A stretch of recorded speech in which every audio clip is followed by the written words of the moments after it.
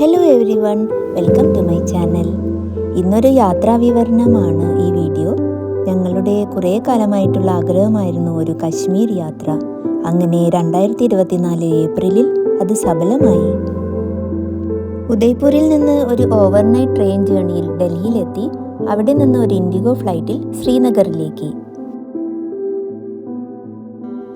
ഭൂമിയിലെ പരദീസയിലേക്കുള്ള യാത്ര ആരംഭിക്കുകയാണ്. ഇന്ത്യയിലെ എല്ലാ ഫ്ലൈറ്റുകളിൽ നിന്നും വിൻഡോ സീറ്റിൽ നിന്ന് കാണുന്ന ദൃശ്യങ്ങളല്ല ഡൽഹി ശ്രീനഗർ ഫ്ലൈറ്റിൽ കാണാൻ പറ്റുന്നത്.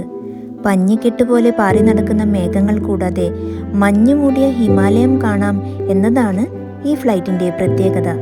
ഇതിനു വേണ്ടി ഡൽഹി ശ്രീനഗർ ഫ്ലൈറ്റിൽ വിൻഡോ സീറ്റ് റൈറ്റ് സൈഡിൽ ബുക്ക് ചെയ്യണം എന്നും തിരിച്ചു വരുന്ന ഫ്ലൈറ്റിൽ, അതായത് Srinagar to Delhi flight left സൈഡിൽ വിൻഡോ സീറ്റ് കിട്ടുന്ന രീതിയിൽ ബുക്ക് ചെയ്യണമെന്നാണ് പറയുന്നത്.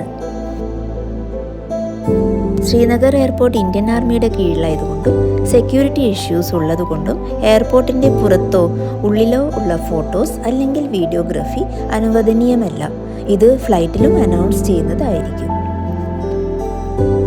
അങ്ങനെ ഞങ്ങൾ കശ്മീരിൽ ലാൻഡ് ചെയ്തു കേട്ടോ. ഞങ്ങളെ സ്വീകരിക്കാൻ ഞങ്ങളുടെ തന്നെ പൂർവ്വ PG വിദ്യാർത്ഥിയായ കശ്മീർ നിവാസി കാത്തു നിൽക്കുന്നുണ്ടായിരുന്നു. ആദ്യം ഞങ്ങൾ അദ്ദേഹത്തിൻ്റെ വീട്ടിലേക്കാണ് പോയത്. അവിടെ നിന്ന് ചൂട് ചായയും മീറ്റ് കബാബും കഴിച്ചുകൊണ്ട് ശ്രീനഗറിൽ നിന്ന് ഞങ്ങൾ ഗന്ദർബാൽ എന്ന ജില്ലയിലോട്ട് യാത്ര തുടങ്ങി. ഇതായിരുന്നു കാറിൽ നിന്നുള്ള ഞങ്ങളുടെ ആദ്യത്തെ കശ്മീരിൻ്റെ ചിത്രം. എങ്ങും മലനിരകളും കടുകുപാടങ്ങളും തന്നെ. അങ്ങനെ ഞങ്ങൾ 2 മണിക്കൂർ ഡ്രൈവ് ചെയ്ത് ഗന്ദർബാലിൽ കങ്കൺ എന്ന സ്ഥലത്തെത്തി. ഈ ഒഴുകുന്നതാണ് സിന്ധ് നദി. ഈ നദിയുടെ തുടക്കം അമർനാഥ് ക്ഷേത്രത്തിനടുത്താണ്.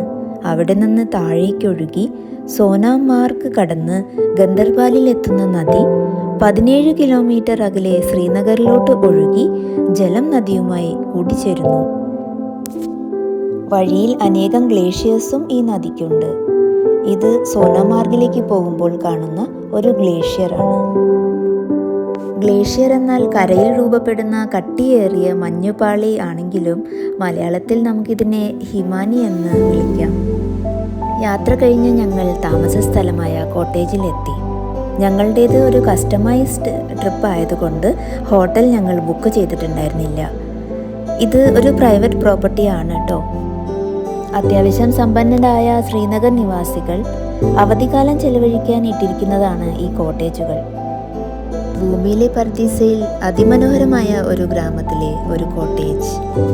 ഈ യാത്ര ഏപ്രിലിൽ ബുക്ക് ചെയ്തതിന് ഒരു കാരണമുണ്ട് കേട്ടോ.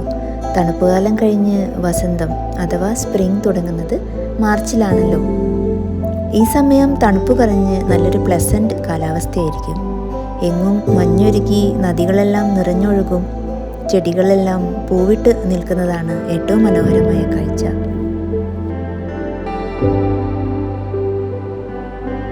ഞാൻ സിന്ധ് നദിയെക്കുറിച്ച് ആദ്യമേ പറഞ്ഞിരുന്നല്ലോ. സിന്ധ് നദി കശ്മീരിലെ ആളുകൾക്ക് വളരെ പ്രധാനപ്പെട്ട നദിയാണ്. ഈ നദിയിൽ ഉണ്ടാവുന്ന മീനാണ് ട്രൗട്ട്. അതിൽ തന്നെ റെയിൻബോ ട്രൗട്ടാണ് കൂടുതലായി കണ്ടുവരുന്നത്. പേര് പോലെ തന്നെ കളർഫുൾ ആണ് കേട്ടോ റെയിൻബോ ട്രൗട്ട്. ഈ കനാലിൽ കൂടി ഒഴുകുന്ന സിന്ധ് നദിയുടെ വെള്ളം കെട്ടി നിർത്തി റെയിൻബോ ട്രൗട്ടിനെ വളർത്തുന്നത് ഇവിടെ വളരെ സാധാരണമാണ്. ഞങ്ങൾ ഗന്ദർബാലിലെ ഈ ഗ്രാമം കാണാൻ നടക്കാനിറങ്ങി. കശ്മീരിലെ വസന്തകാലം അഥവാ സ്പ്രിംഗ് മാർച്ച് മുതൽ മെയ് വരെയാണ്. ശരാശരി താപനില ഒരു 15 തൊട്ട് 25 ഡിഗ്രി വരെ. അധികം തണുപ്പില്ലാതിരുന്നത് കൊണ്ട് ഡ്രസ്സിൻ്റെ താഴെ ഒരു തെർമൽ മാത്രം മതിയായിരുന്നു, അല്ലെങ്കിൽ സ്വെറ്ററോ സ്വെറ്റ് ഷർട്ടോ. ദൂരേക്ക് നോക്കിയാൽ ഒരു ഭാഗത്ത് മഞ്ഞു മൂടിയ മലനിരകൾ കാണാം.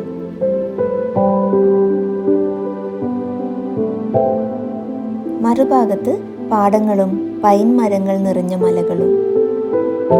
ഗ്രാമത്തിലെങ്ങും കോട്ടേജുകളും സ്വകാര്യ വീടുകളും പ്രകൃതിരമണീയമായ താഴ്വാരത്തിൽ തലയുയർത്തി നിൽക്കുന്നു.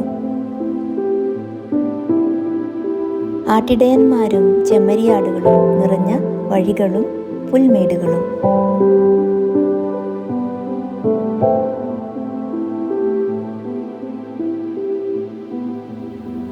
എങ്ങും പച്ചപ്പ് നിറഞ്ഞ സ്വപ്നതുല്യമായ കോട്ടേജുകൾ മാത്രം.